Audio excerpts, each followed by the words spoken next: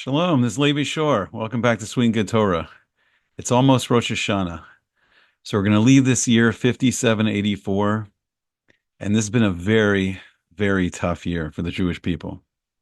It's been almost a year since October the 7th, since that Shabbos.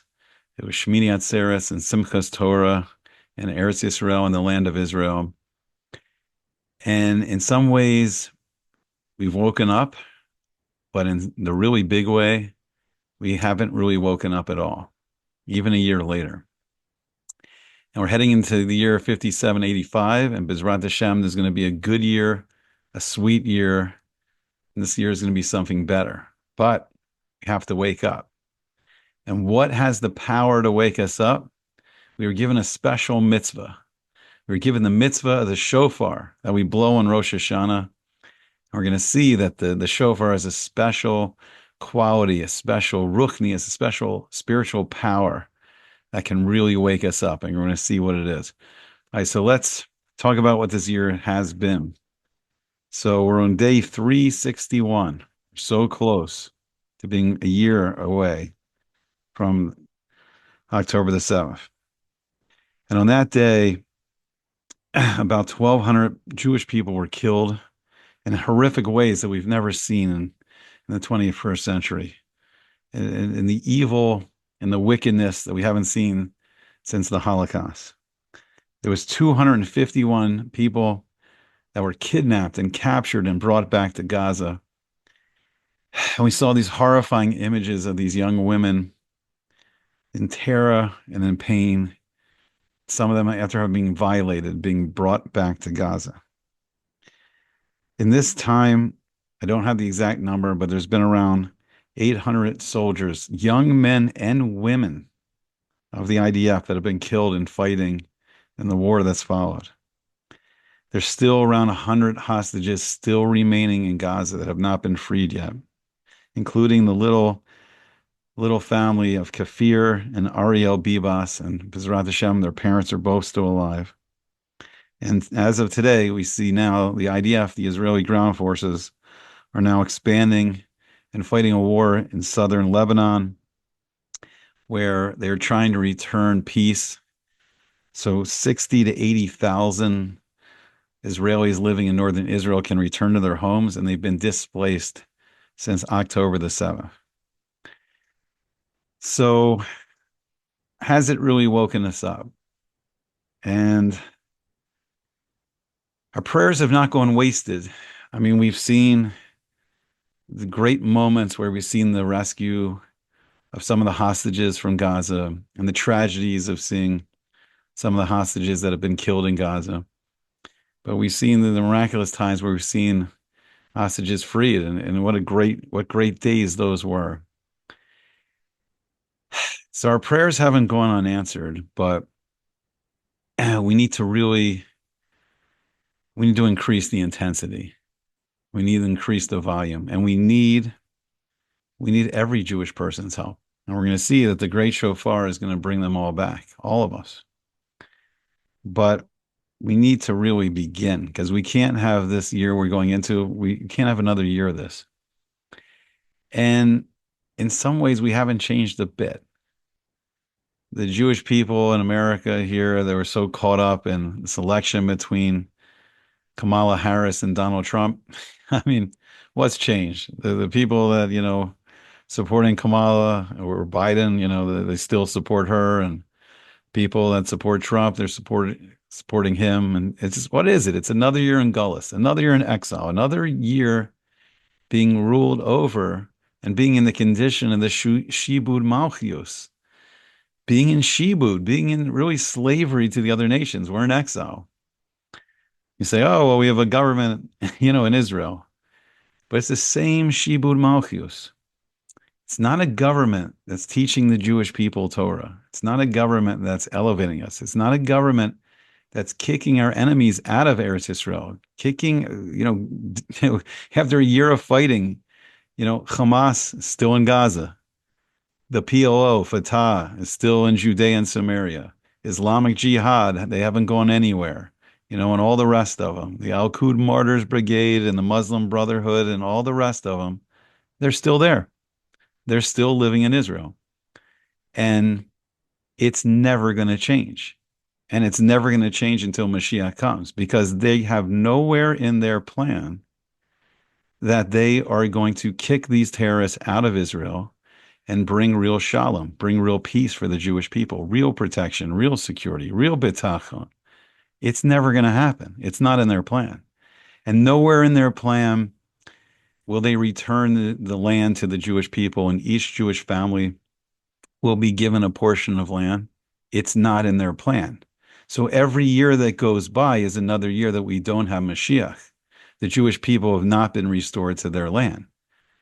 And they're never going to build the Beis HaMikdash.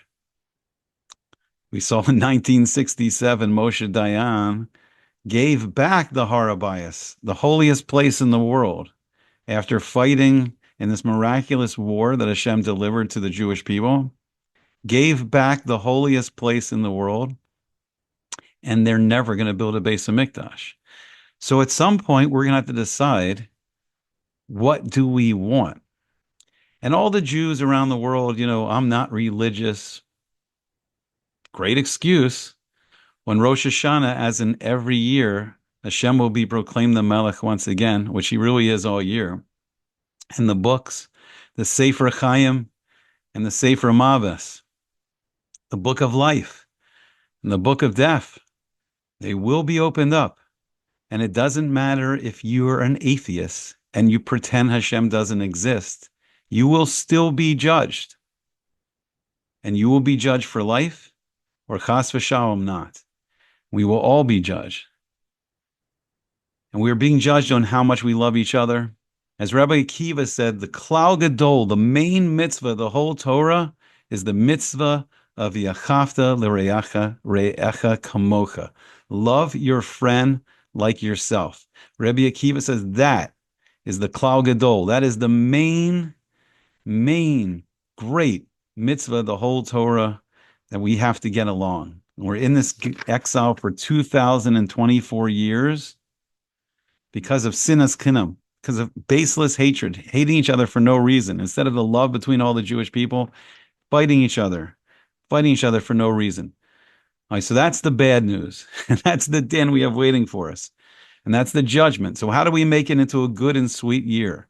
How do we change 5785 into sweet and good? How do we turn it all around? We're going to see this amazing prophecy, this nevuah in Sefer Yeshaya, in the book of Isaiah.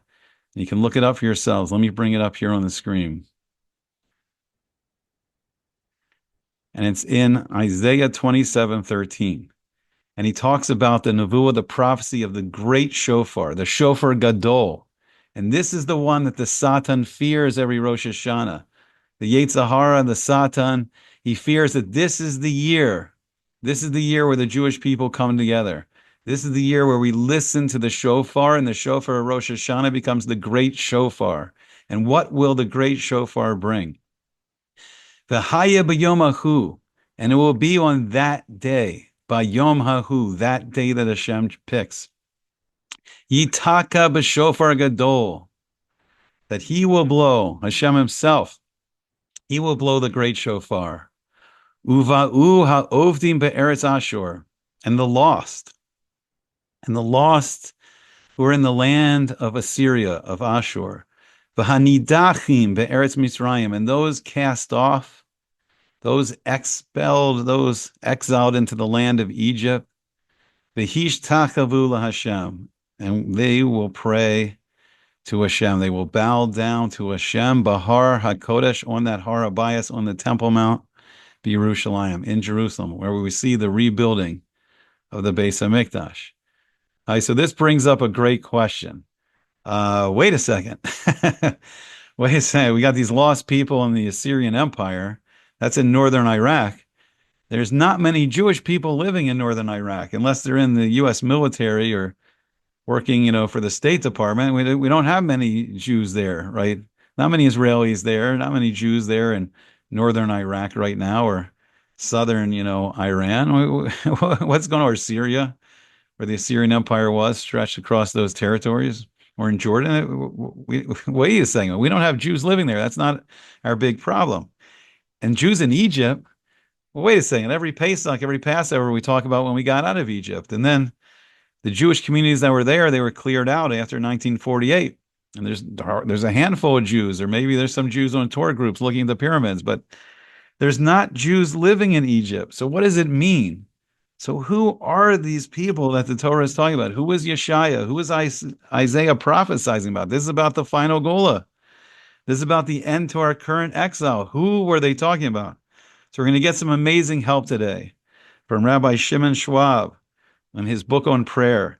And Rabbi Schwab, he used to be the rabbi here in Baltimore in the 1940s of Sharif, sorry, I'm butchering the name, Sharif, Israel, which is now called the Glen Avenue Shul.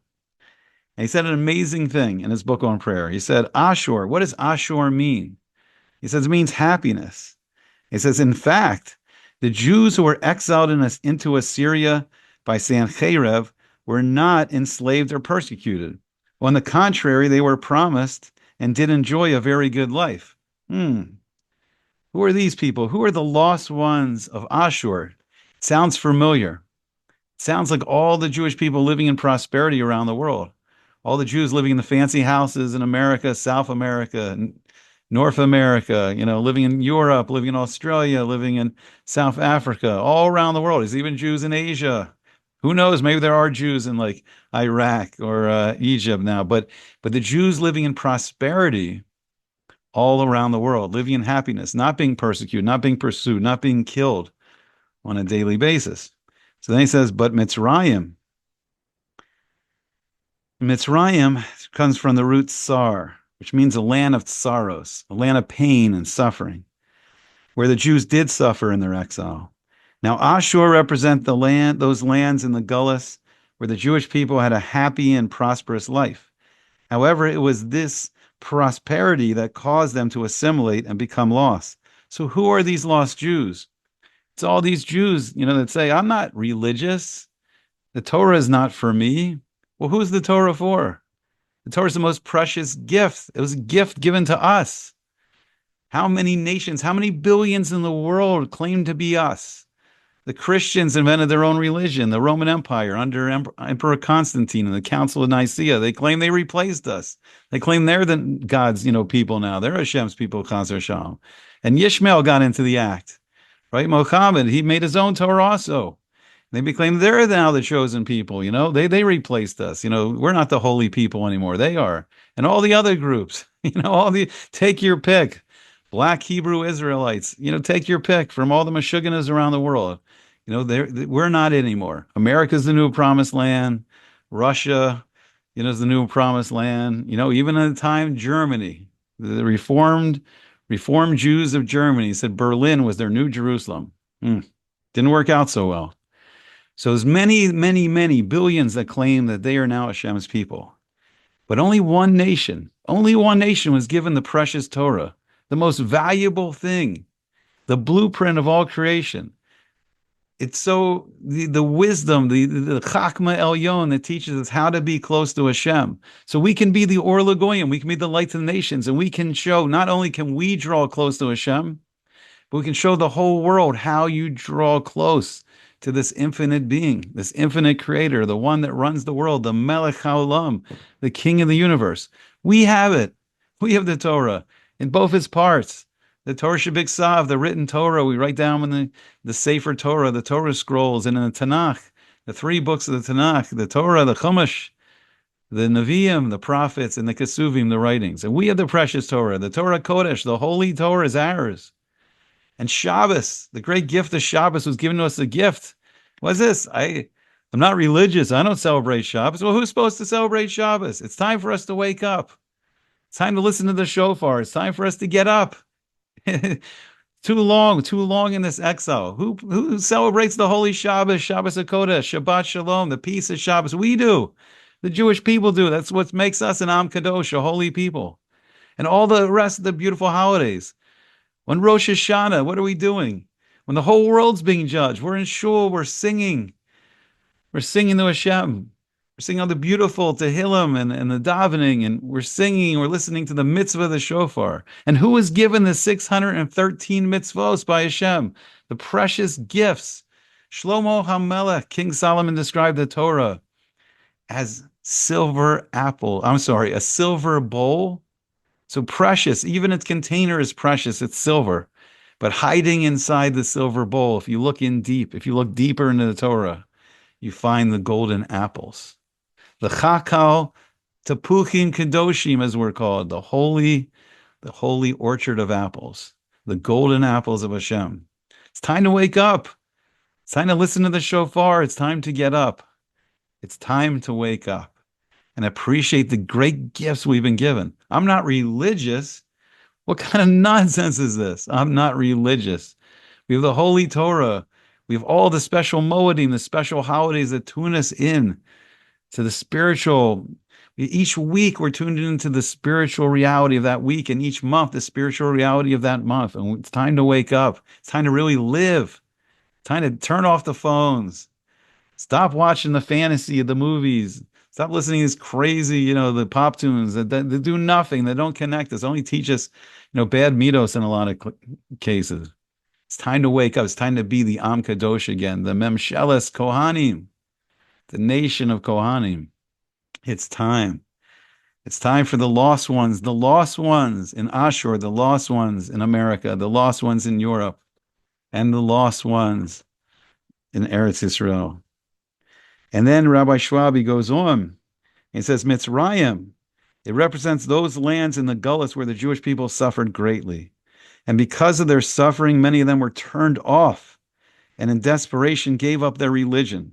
This was done either for philosophical reasons, because they could not understand why HaKadosh Baruch Hu, the Holy One, blessed be He, would not help them, as we have witnessed from some Holocaust victims, or simply to survive physically and economically. The people in this group became the Nidachim Be'eretz Mitzrayim. They were pushed away because of their suffering, and they remained outside the fold of the Jewish nation. Unfortunately, we saw this in Europe, the great suffering of Europe. And it was too much. It was too much, all the persecution, forcing us to live in the ghettos, not allowing us in to the population, and just persecuting us with the pogroms and the murderous, bloody crusades and the Inquisition, and finally the Holocaust, where we couldn't take too much. We couldn't take it. It was too much, and it overwhelmed us, and we became not so religious anymore. And then, where's really, unfortunately, or ironically, or however you want to say it, where's the greatest Mitzrayim today? And it's crazy, because where the greatest Mitzrayim today is in Eretz Israel itself. It's in the land of Israel itself is where the greatest suffering the Jewish people are right now. We saw the horrible massacre last year on October the 7th, on the holiest day, on Simchas Torah. But we can turn it around, because when we hear the Great Shofar blast, we can bring back the lost ones in America and Canada and Mexico, the lost ones in Brazil and Argentina and South America, the lost ones in Paris and in London and in Belgium and Vienna and all over Europe, the lost ones in Switzerland. We can bring back the lost ones in South Africa and Cape Town and all the rest. We can bring back the lost ones in Australia, in Melbourne, in Sydney. We can bring the lost ones in Russia, St. Petersburg, Moscow, the lost ones in China and Japan, Korea, wherever the Jews are spread across the world, and even the lost ones in Jerusalem, and even the lost ones in Tel Aviv. And they can all come back. We can be one people again, and Hashem will be our God. And this year, when we hear the shofar, if we listen and we take it into our heart, it'll be very soon before we hear the great shofar of Hashem blowing, the Melech, the king, to gather his people back, to bring his people back with love after thousands of years of this gullus. And we can be one people again, and we can live in peace in our land and not suffer the days of the exile. And enough of the Isa, the Seor Sheba, the yeast in the dough, enough of the Yetzer Hara, enough of tempting us to be distant from Hashem and to not learn the Torah, not fulfill his mitzvahs, and enough of the Shibud Malchius, enough of being ruled over by America and England and France and Saudi Arabia and Iran and the United Nations itself. Enough of being ruled over by the other nation because we are special people and only Hashem is our king. Only Hashem is our melech. And may we see this year in 5785 the coming of Mashiach ben Yosef and the Mashiach ben David and the rebuilding of the Beis Hamikdash and the Goliath will be over and the exiles, we will return from the four corners of the world and we will rebuild Bizrat Hashem, the Beis Hamikdash in Yerushalayim, in that special Har HaMoriah, the mountain of Moriah, the Har HaBayis, the Temple Mount, and we'll see the return of the Beis Hamikdash. L'Shana Haba Yerushalayim. And next year, may we all celebrate in Jerusalem. I hope you enjoyed it, and I hope to see you back again soon on Sweet and Good Torah.